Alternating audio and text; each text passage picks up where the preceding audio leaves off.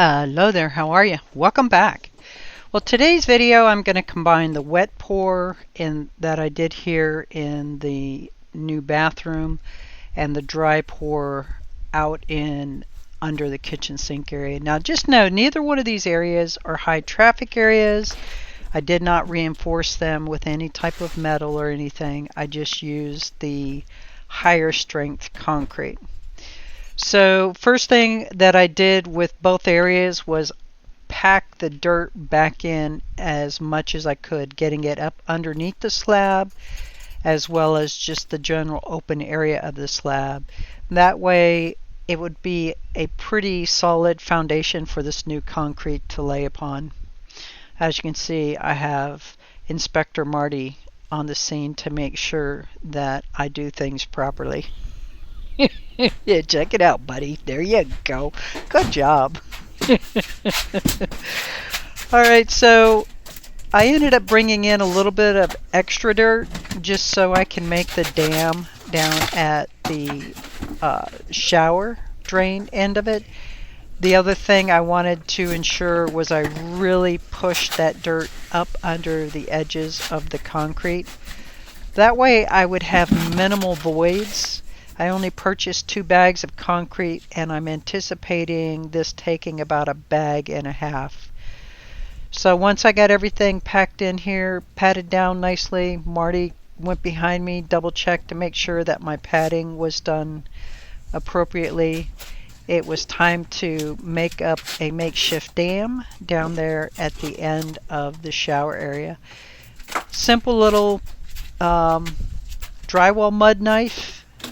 Nice straight clean edge and a piece of wood staked behind it, and it was time to mix the concrete.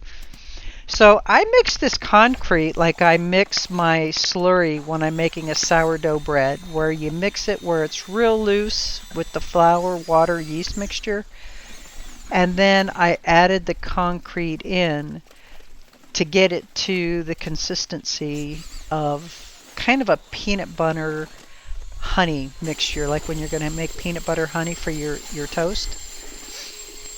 I really think it was a little bit too loose for most people's liking, but this is how I did it. I'm not saying it was right or wrong, it's just how I did it, and it worked really well. It flowed out nicely. Again, it's not in a high traffic area, it's not in a load bearing area, so it really, I think, will be sufficient. You know, if there's a concrete guy watching this and you got any pointers for us, that would be absolutely awesome if you want to put that in down there in the comments. So I went ahead, got this in, and then I took this 4-inch thin wall pipe and put it around my toilet drain. Now my toilet flange is going to go inside the 3-inch pipe, so the 4-inch, we'll call it shield, the PVC pipe there around that toilet drain, was just to keep from having any concrete actually get down into the drain or onto the pipe itself. That way it didn't interfere with my toilet flange itself. Went ahead and worked it in place, and that simple. It really was pretty easy. Even getting it out was easy. Once I figured out pulling the sand out from under the slab and then hammering it, busted the concrete out, putting it back in was just as easy.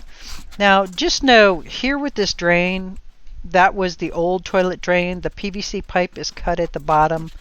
I stuffed a bunch of paper and whatnot down in there and then just filled the top up with this concrete. I'm still not sure what I'm going to do for a floor covering, so I just wanted something solid in that drain area.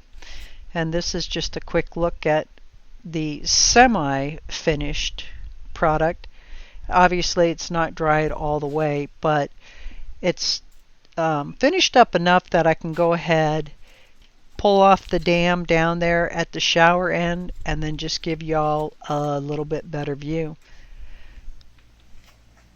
That sand, the P-traps down in there for the shower, it worked out fantastic to hold the little dam in place, and everything is filled back up and good to go.